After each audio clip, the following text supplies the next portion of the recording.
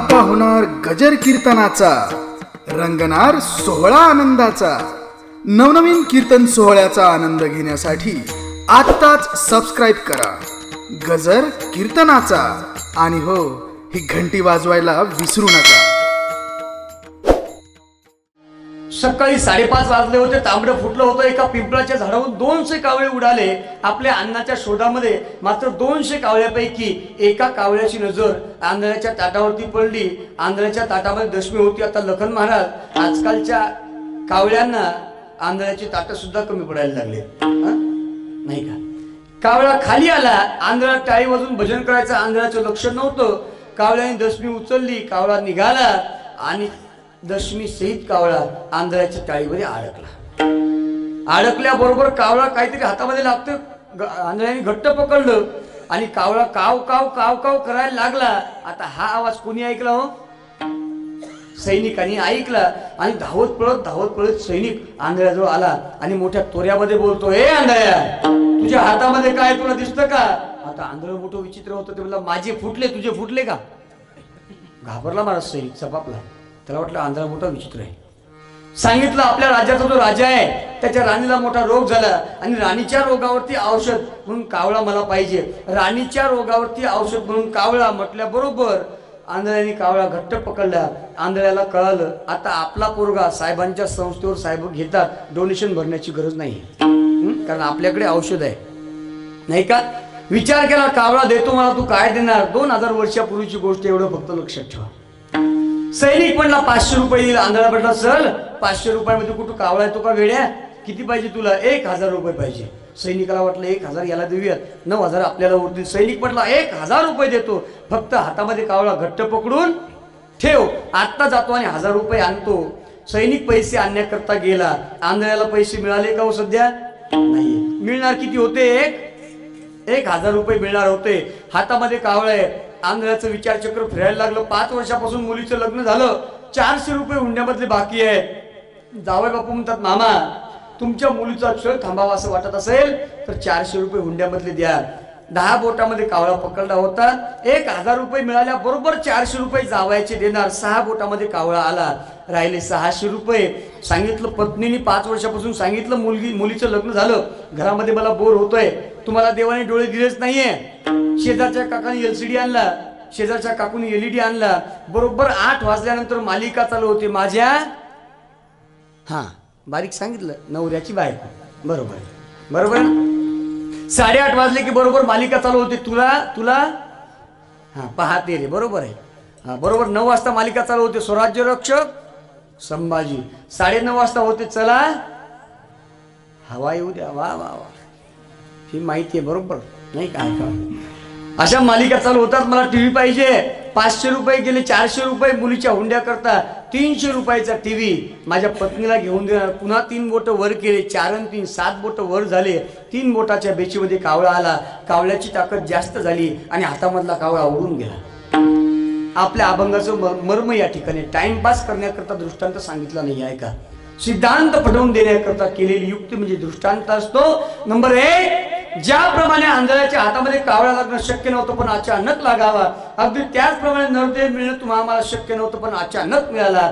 Number 2, ज्याप्रमाणे अचानक हातामध्ये लागलेला कावळा राणीच्या रोगावरती औषध बनवून देऊन आंधळ्याला आपल्या जीवनामधलं दारिद्र्य नष्ट करता आलं असतं, अगदी त्याचप्रमाणे अचानक मिळालेल्या नरदेवामधून भगवंताची भक्ती करून भगवंताजवळ जाऊन आपल्याला राहता आलं असतं। नंबर 3, ज्याप्रमाणे आंधळ्याने आपल्या हातामधला कावळा विचार करता करता घालवला, अगदी त्याचप्रमाणे तुम्हा आम्हाला भगवत भक्ती करता मिळाल्या नरदेव तुम्ही आपण संसार आदी क्रिया करता करता वाया घालवला।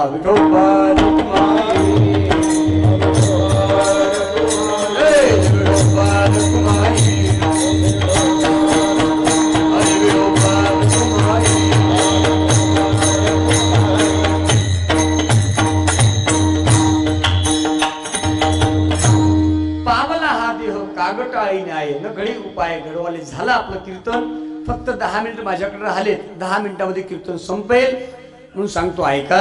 एका चरणावरती भावार्थ पाहण्याचा प्रयत्न आपण केला। दुसऱ्या चरणामध्ये महाराज म्हणतात, आता माझी खंडी देह देहांतर अभय दातारे देऊन या। भगवान परमात्मा देण्यामध्ये उदार आहे। किती उदार आहे? 2 मिनिटांमध्ये एक दृष्टांत सांगतो आणि सेवा समाप्त करतो ऐका। भगवान परमात्मा देण्यामध्ये उदार आहे। भगवान परमात्म्याने अनेक लोकांना दिलं महाराज, फक्त आपल्याला विचार करता आला पाहिजे.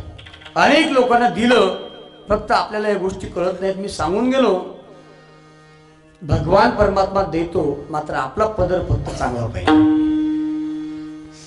साधारण गोष्टी घ्या.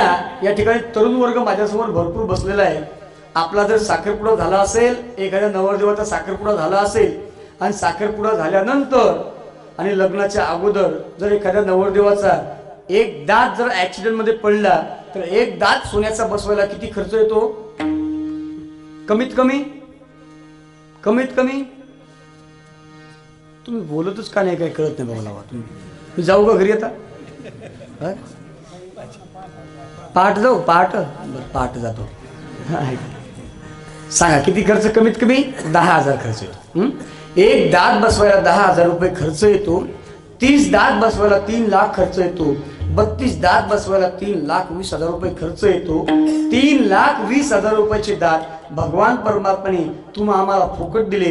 पुड्या खाण्याकरता बिड्या ओढण्याकरता नाही दिले. विठ्ठल विठ्ठल.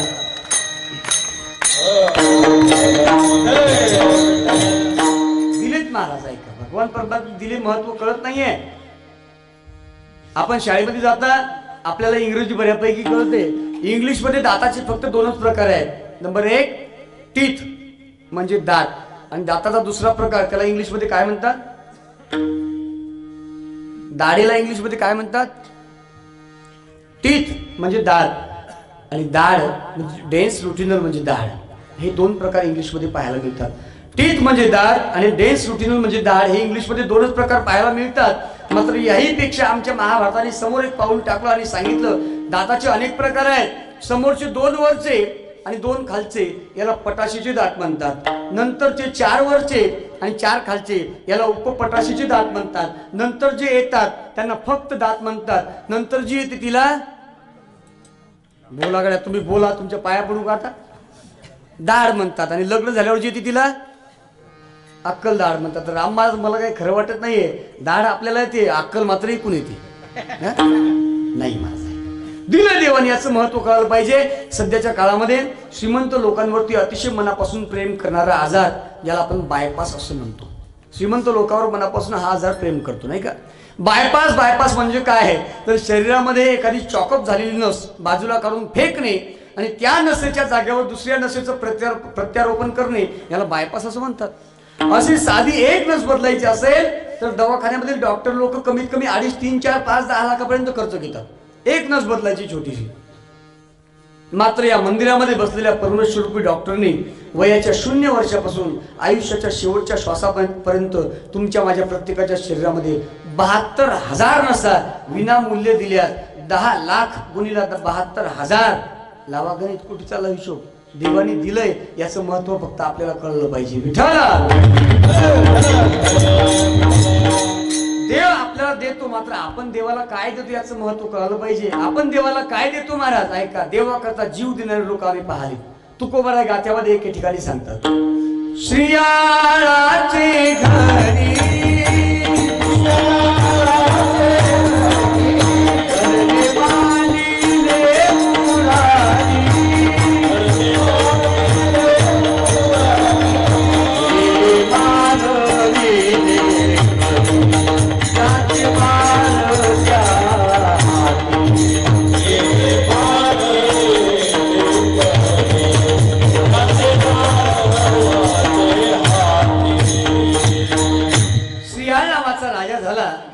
भगवान परमात्मा जेवणाकरता गेला. राजा, अरे भूक लागली, जेवायला दे मला.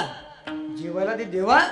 जगाचा मालक भगवान परमात्मा जेवायला आलास? अहो भाग्यम, सांग देवा, कुठला पदार्थ बनवायचा आहे? पदार्थ नाही पाहिजे, मग काय पाहिजे? तर मला मांस पाहिजे, मांस. भगवान परमात्मा जेवणाकरता आला आणि मांस मागतोय. परीक्षा पाहण्याकरता देव आलाय. सांगितलं, देवा मांस पाहिजे, सांग देवा, कुठल्या प्राण्याचं मांस पाहिजे, कुठल्या पक्षाचं मांस पाहिजे? प्राण्याचं मांस नाही पाहिजे, पक्षाचं मांस नाही पाहिजे, मला मांस पाहिजे, ते माणसाचं मांस पाहिजे. राजाचं अंतःकरण धस्त झालं. राजा पाठीमागे सरकला, देवा अरे वेगळं काहीतरी माग. तरी सुद्धा धाडस केलं, सांग देवा, राज्यातल्या एका तरी माणसाचं नाव. राजा, राज्यातल्या माणसाचं नाही मांस पाहिजे, मला मांस पाहिजे तुझ्या परिवारातल्या मांसाचं, माणसाचं. राजा देवाच्या चरणावरती लोळून घ्यायला लागला, देवा असं काय मागतोस? तरी सुद्धा धाडस केलं, सांग देवा माझ्या पत्नीचं मांस पाहिजे का माझं मांस पाहिजे? तुझ्या पत्नीचं मांस नाही पाहिजे, तुझंही मांस नाही पाहिजे. 65 वर्षानंतर तुझ्या पोटी जो पोरगा जन्माला आलं त्याचं वय 5च वर्ष आहे, त्या पोराचं मांस मला पाहिजे. राजा रडायला लागला, देवा अरे असं काय मागतोस? 65व्या वर्षी माझ्या म्हातारपणी माझ्या राजाला कुलदीपक प्राप्त झाला, राजकुमार आला, देवा असं काय मागतोस? वेगळं काहीतरी मागणार देवा? नाही राजा, मुलाचं मांस पाहिजे तुझ्या, सांग देतो की नाही? सांगितलं ठीक आहे देवा, माझ्या मुलाचं मांस देतो. गुरुकुलामध्ये शिकण्याकरता गेलो, आता बोलवतो. पोराला बोलून आलं, सांगितलं बेटा भगवान परमात्मा जेवायला आला, आनंदाची गोष्ट आहे बाबा, द्या ना जेवायला. अरे मांस मागितलं, द्या ना बाबा. अरे माणसाचं मागितलं, द्या ना बाबा. मग मुलाचं मागितलं, अहो बाबा द्या ना. तुझं मांस मागितलं.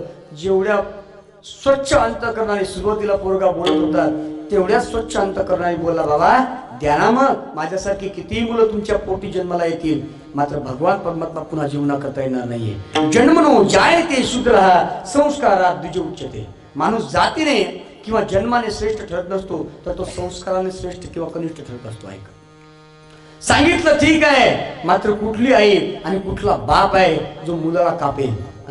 अरे मुलाच्या पायाला ठेच लागली तर आईच्या डोळ्याला अश्रू येतात. जर शाळेमध्ये मुलाला कोणी मारलं तर ओळ आईच्या गालावरती उमटतात. कोणची आई मुलाला कापेल? ठेच लागे तान्या बाळाला,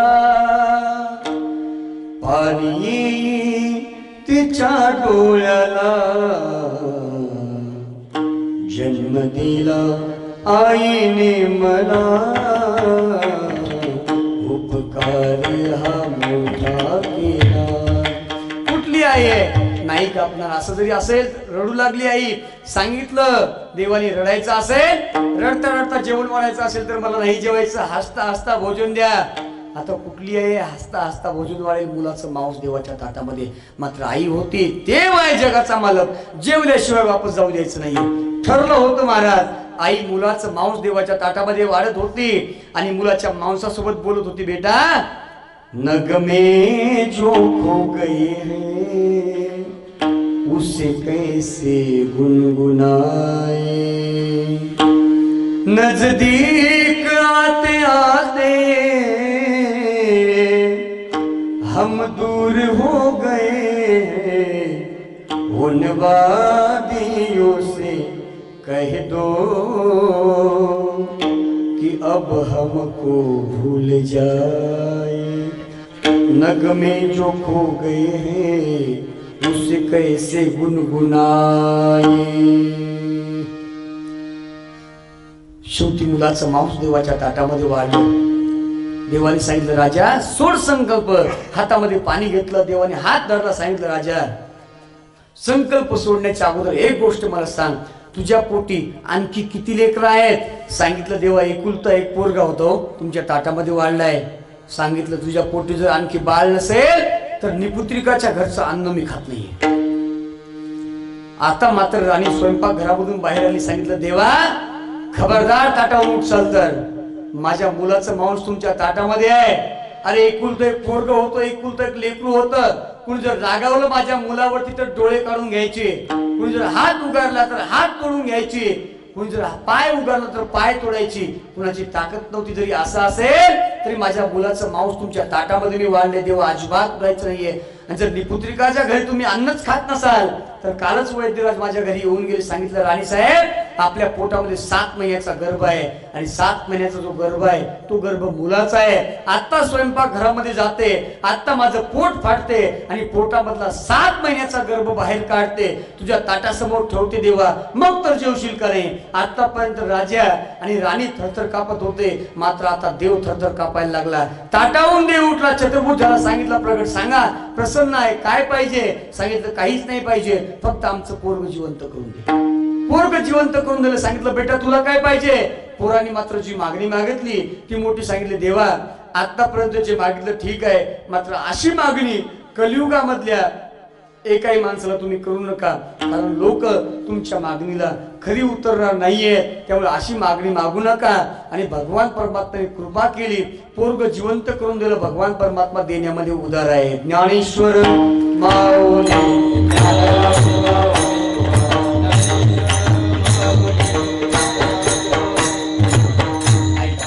झालं आपलं 11 वाजले, वेळ संपली, आजचा पहिला दिवस आहे, वेळेच्या आत संपवायचंय. पुन्हा उद्या जर आज लेट झालं तर उद्या अर्धे लोक येणार नाही. ऐका, सुंदर असा कार्यक्रम आहे. एकच सांगेल, आमचे सरपंच साहेब आज मुंबईमध्ये आहेत. खऱ्या अर्थाने देशाचा राष्ट्रपती चांगला असेल तर पंतप्रधान चांगलं काम करत असतो. देशाचा पंतप्रधान चांगला असेल तर मंत्री चांगलं काम करत असतात. देशाचे मंत्री चांगले असतील तर या तालुक्यातले आमदार चांगले काम करत असतात. आणि आमदार चांगले असतील तर सरपंच चांगले काम करत असतात. मात्र आपलं गाव संपूर्ण सरपंचाच्या पाठीमागे आहे. आपले सरपंचही आपल्यासाठी अहोरात्र झटतात. सप्ताह सोडून आज आपला सरपंच मंत्रालयामध्ये आहे. पहिल्या गावचा सरपंच मी पाहतो, सप्ताही करतो आणि मंत्रालयामध्ये जातो. मी सांगून गेलो, आध्यात्मिक आहेत मात्र सरपंच नसतील, सरपंच असतील पण आध्यात्मिक नसतील. ऐका, देशाचं रक्षण आहे आणि धर्माचं रक्षण, दोन्ही कामं आपले सरपंच करतात. एका वाक्यामध्ये सांगेल, सध्याचा जो काळ आहे तो काही बरा नाहीये. झालं, माझी वेळ 5 मिनिटं घेतो आणि माझी सेवा समाप्त करतो. आपल्या देशामध्ये जवळजवळ 49 ते 50 जवान शहीद झालेत. खऱ्या अर्थाने 50 जवान शहीद झाले आमचे. आम्ही 250 ते 300 अतिरेकी मारलेत पाकिस्तानचे. हे पाकिस्तानला मान्य आहे, मात्र काही काही माझ्या देशातल्या नालायक लोकांना मान्य नाही.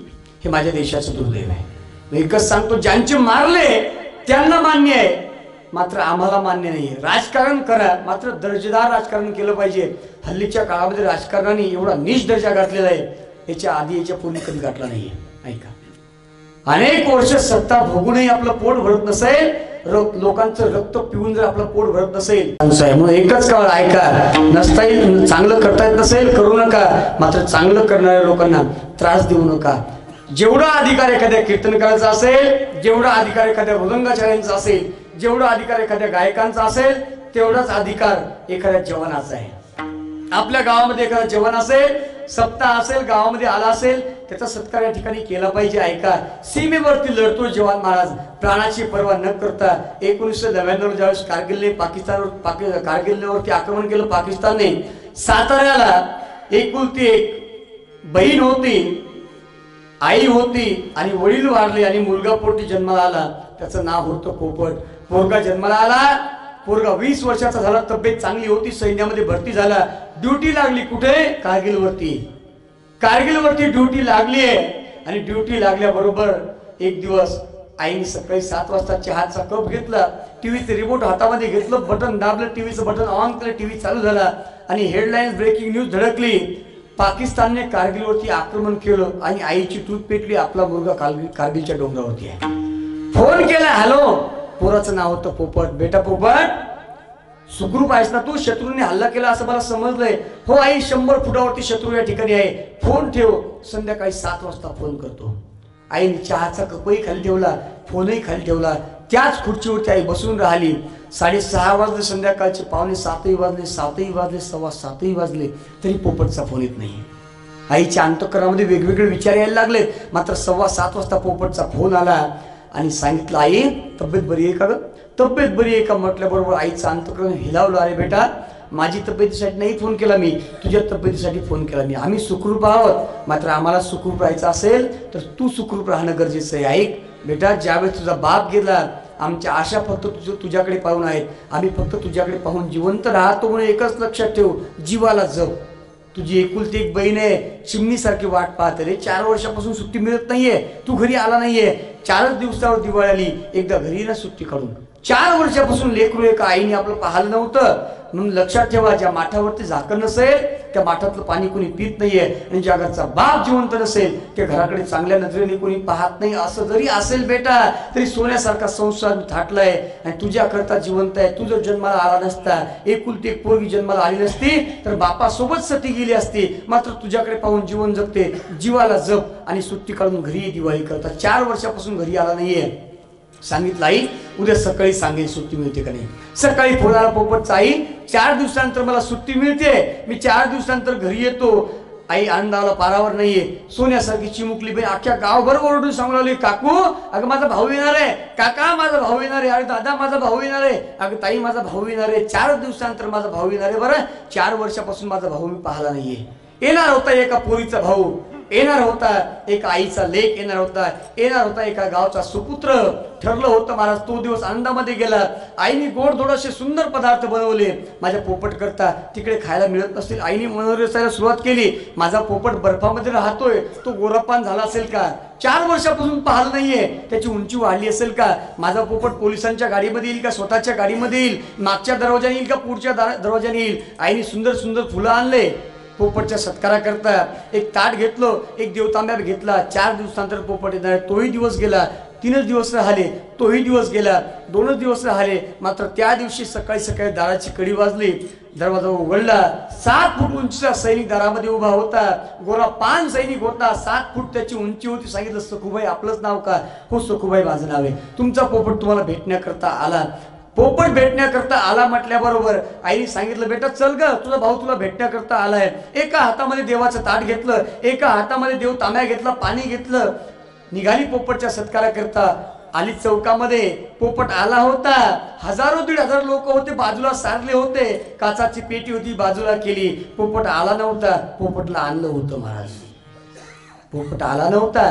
पोपटला आणलं होतं का? काचाच्या पेटीमधला काच बाजूला केला. तिरंगा होता. 3 रंगाचा तिरंगा होता.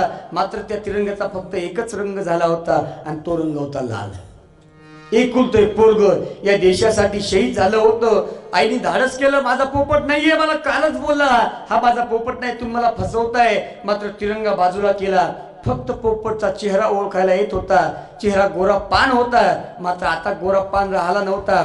आता तो चेहरा अगदी लाल कुंकवासारखा झाला होता. छाती पाहिली आईने. छातीच्या पारमधून आरपार छाती झाली होती आणि खालचा काच छातीमधून दिसत होता. कारण का? शत्रूंनी अक्षरशः पोपटच्या छातीची चाळणी केली होती. महाराज पाहिलं तर त्या छातीची चाळणी झाली होती.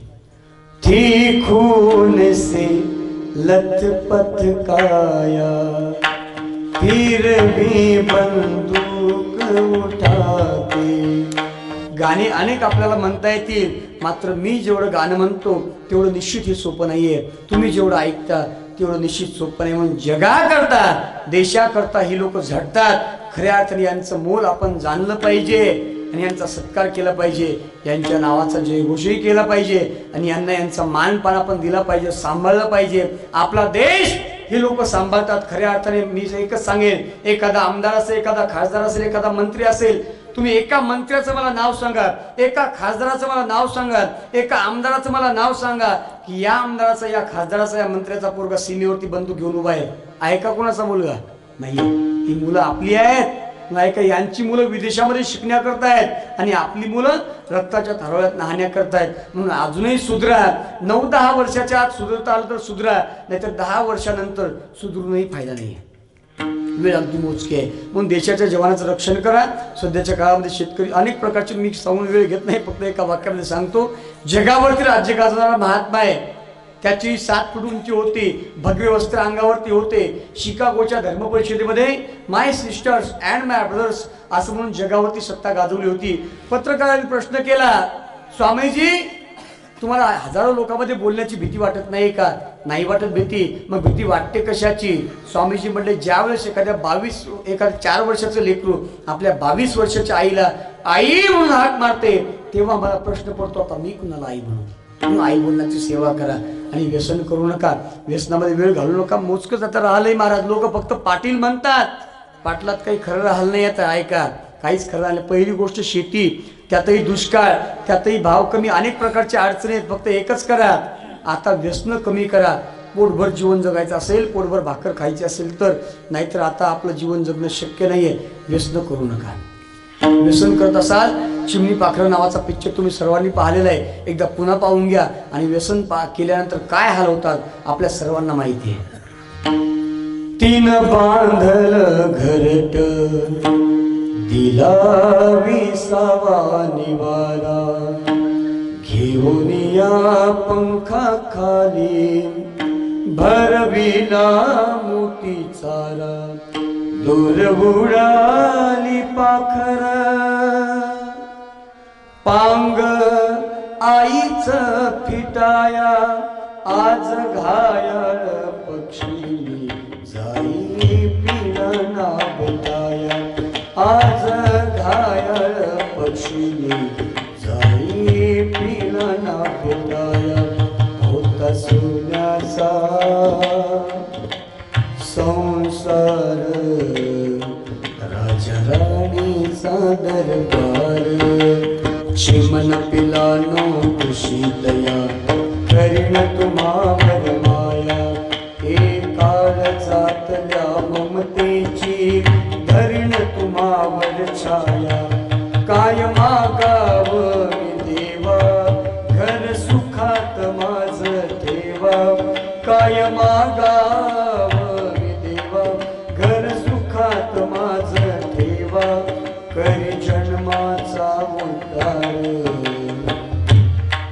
होता सोन्याचा संसार भोळ्या राणीचा दरबार व्यसन करू नका आणि अध्यात्म जपा विज्ञान युगीन कालाला अध्यात्माशिवाय पर्याय नाही आहे आणि आपण अध्यात्म जपताय द्यावे तेवढे धन्यवाद थोडे आहेत पुनश्च एकदा सांगतो आमच्या नालेगावकर महाराज असतील आमचे कुटे महाराज असतील आमचे लखन महाराज असतील आमचे आप्पा महाराज असतील गणेश महाराज असतील राम महाराज असतील गजू महाराज असतील सर्व मंडळी असेल ही मंडळी प्रेमाची आहे देवासाठी झाले ब्रह्मांड सोयरे त्यामुळे ही लोक प्रेमाची आहेत आणि रक्ताच्या नात्यापेक्षा प्रेमाची नाते मोठी आहेत या लोकांनी मला साथ दिली खरं तर माझा अधिकार नाहीये माझे सर्व मित्र आहेत मात्र आपल्या मित्राचं कौतुक पाहण्यासाठी ही लोक या ठिकाणी थांबलेत यांच्या चरणी दंडवत यांना नतमस्तक होऊन सेवेला या ठिकाणी पूर्णविराम जे काही योग्य असेल ते स्वानंद सुखनिवासी प्रातस्मरणीय गुरुम जोग महाराज यांच्या चरणाचा प्रसाद समजून ग्रहण करायचं आहे जे चुकीचं असेल ते माझ्या बुद्धीचे दोष आहेत माझ्या पत्रामध्ये घाला दुरुस्त करण्याचा प्रयत्न करेल आपण या ठिकाणी आलात आपल्या चरणी दंडवत आपण मला खऱ्या अर्थाने ब्रह्मदेवासारखे आहेत जे पाठीमागे बसलेत जे वट्ट्यावरती बसलेत कट्ट्यावरती बसलेत ते मला इंद्रदेवासारखे आहेत तुम्ही ब्रह्मदेव ते इंद्रदेव जे घरी झोपले ते शनिदेव नाही का बरोबर ना आणि जे आज मॅच पाहत असतील ते कपिल देव त्यामुळे काळजी करू नका कीर्तनाला येत चला आणि थोडी समोर समोर सरकत चला माता माऊली इथे समोर जागा आहे इथं काय सोनिया गांधी येणार आहे का हा समोर आलं पाहिजे भांडणं करताना बऱ्या पुढे येतात नाही का भांडणामध्ये 50% आरक्षण समोर येत चला तुमच्या घरचा कीर्तनकार म्हणून सांगतो उद्यापासून चांगले चांगले कीर्तनकार आहेत समोर येत चला समोर आलं म्हणजे कीर्तन करायला बरं वाटतं झालेली कीर्तन रूपे सेवा संत महात्म्यांच्या चरणी अर्पण करून सेवेला या ठिकाणी पूर्ण करा जय विठ्ठल जय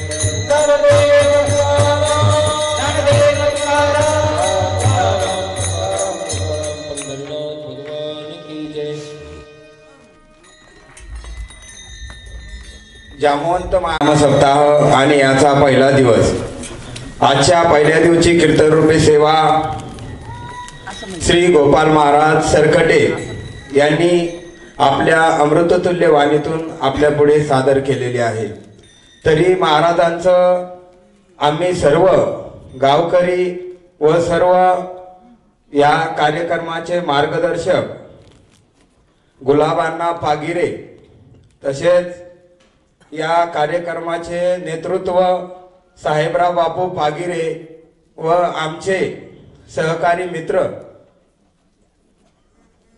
सरपंच या गावचे प्रदीप भाऊ पवार यांच्या सहकार्याने हा अखंड नाम सप्ताह आज सुरू झालेला आहे तरी या पंचक्रोशीतून उपस्थित असलेले सर्व भाविकांचे आम्ही नवतरुण मंडळ तसेच सर्व गावकरी मनापासून या कीर्तन रूपी सेवेला हजर झाल्याबद्दल आभारी आहोत तसेच या अखंड हरिनाम सप्ताह सुरू झाल्याबद्दल जे अन्नदान सुरू झालेलं आहे आजच्या पहिल्या दिवशी अन्नदाते सकाळी नाश्ता हा आसाराम कापसे व रणजित निवृत्ती जामदरे यांचा झालेला आहे तसेच दुपारचे अन्नदान हे रामेश्वर इंद्रजित पागिरे यांचे झालेले आहे संध्याकाळचे अन्नदाते हे अंकुश बाप्पाजी डुकरे यांचे गाव जेवणाचे अन्नदान होते त्यांचेही आम्ही मनापासून आभारी आहोत तसेच उद्याचे जे कीर्तन आहे उद्याची दुसऱ्या दिवशी कीर्तन रूपी सेवा श्री हरिभक्त परायण रामायणाचार्य संतोष महाराज आढवणे यांचे आहे। याचे सौजन्य श्री अचित आसाराम पवार यांचे आहे। आजचे जे कीर्तन झाले श्री हरिभक्त पारायण भागवताचार्य गोपाल महाराज सरकडे हराळकर यांचे सौजन्य आपल्या गावचे माजी सरपंच रुस्तुम ब्रह्मदेव पागिरे यांचे होते। हे सौजन्य घेतल्याबद्दल आम्ही गावकरी तसेच सर्व कार्यकर्ते रुस्तुम जिजा पागिरे यांचे आभारी आहोत। तसेच उद्याचे अन्नदान हे श्री अंकुश दामदरे पाटील व अभिमान आंबरोळे पाटील यांचा सकाळचा नाश्ता आहे व दुपारचे अन्नदान हे प्रकाश राधाकिशन पागिरे यांचे आहे। संध्याकाळची पंगत ही देखील उद्या गाव जेवणाची पंगत आहे। आपल्या गावचे जावाई श्री अशोक पंढरीनाथ पुंगळे यांची गाव जेवणाची पंगत आहे। सर्व गावकऱ्यांनी उद्या सकाळी ठीक कार्यक्रम सकाळी आपला काकड्याचा होणार आहे, नंतर गाथा भजन होईल, विष्णू सहस्रनाम होईल, नंतर हरिपाठ होईल। सर्वांनी याची नोंद घ्यायची आहे। धन्यवाद।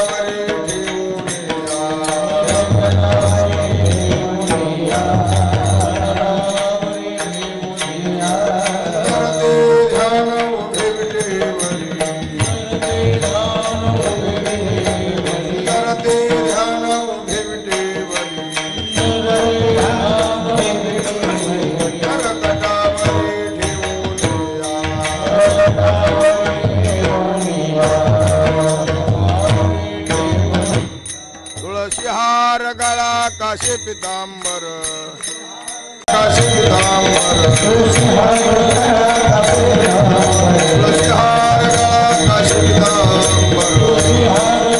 काशी पितांबर आवडी निरंतर ही तुझ्या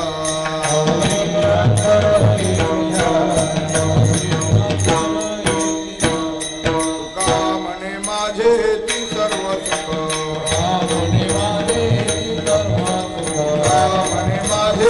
सर्व सुख पाहिन श्रीमुख आवडीने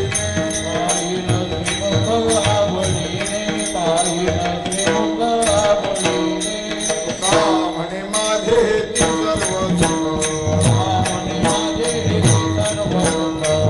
म्हणे माझे ती सर्व सुख म्हणे माझे ती सर्व सुख पाहिन श्रीमुख आवडीने